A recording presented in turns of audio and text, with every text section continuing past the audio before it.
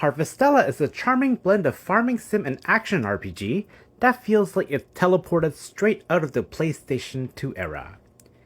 Its simple mechanics, slow-paced combat, calm music, and retro-style animations create an immersive atmosphere that classic RPG fans will immediately recognize.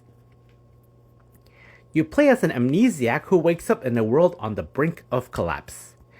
Every time the giant crystal glows, people rush indoors to escape the quietus, sparkling dust that kills anyone caught outside. The villagers are stunned that you somehow survived it. From there, the mystery begins.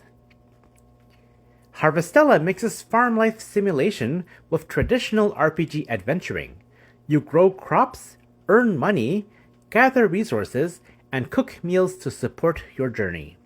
But let's be clear, if you're expecting Rune Factory, Harvest Moon, or Story of Seasons level of farming depth and social life, Harvestella isn't that game. Farming is streamlined to the bare essentials, and village life is almost non-existent.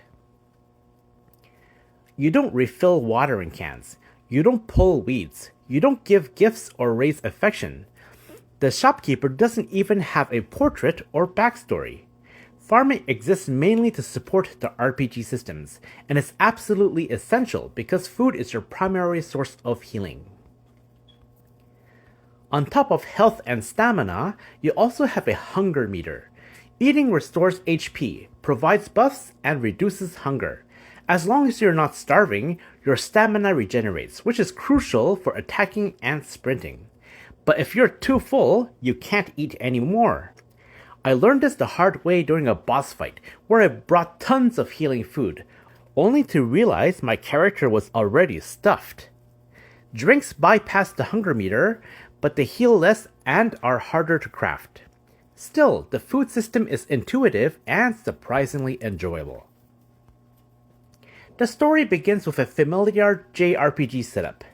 Visit the 4 elemental crystals, but quickly evolves into something far more unique, emotional, and memorable. It's easily better written than any Rune Factory game. The dialogue is subtly witty, and the character moments land well. Side quests are a standout. There's a huge variety, and less than half are fetch quest or monster exterminations. Many tackle personal themes like overprotectiveness, loneliness, love, loss, and misunderstanding.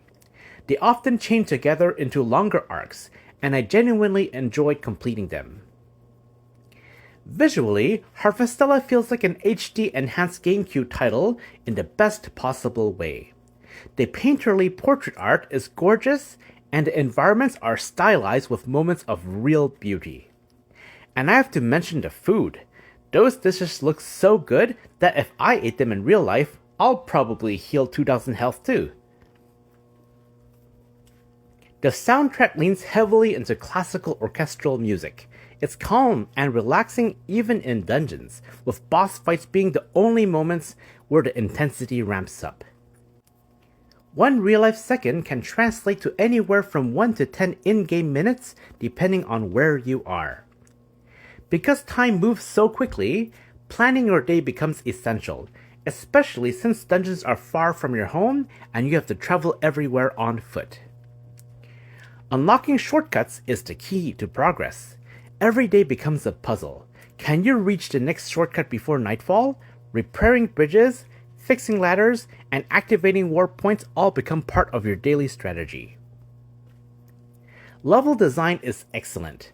Dungeons look great and flow even better. Each area uses its theme to change how you explore. Some monsters are far above your level and act as environmental puzzles. You must figure out how to navigate around them. I love this design choice.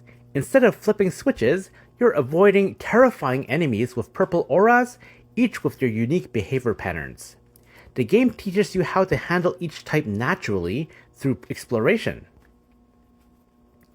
Combat feels like an MMO from the PS2 era. You have a basic attack and up to 3 skills, each with cooldowns. Dodging normal attacks isn't always possible, but avoiding AoE markers is essential.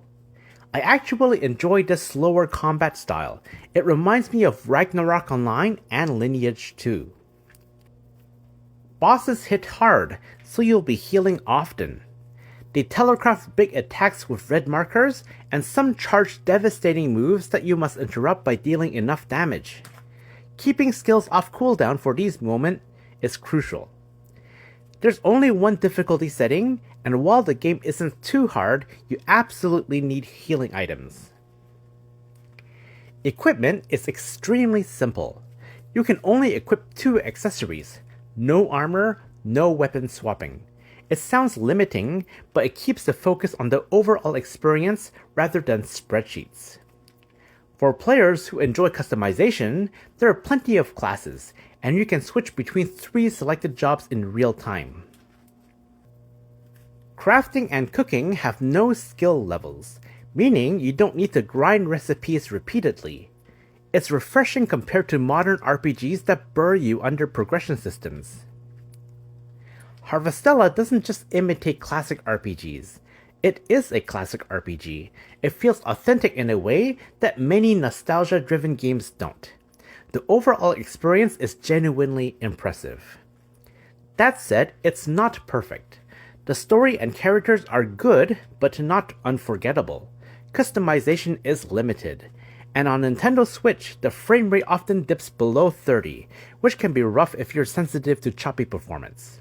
If that's you, consider playing on PC or Steam Deck. I highly recommend Harvestella for fans of GameCube, PlayStation 2, or Nintendo DS era RPGs, or anyone looking for a fresh take on classic-style adventures. Dadozy gives Harvestella on Nintendo Switch an 8 out of 10.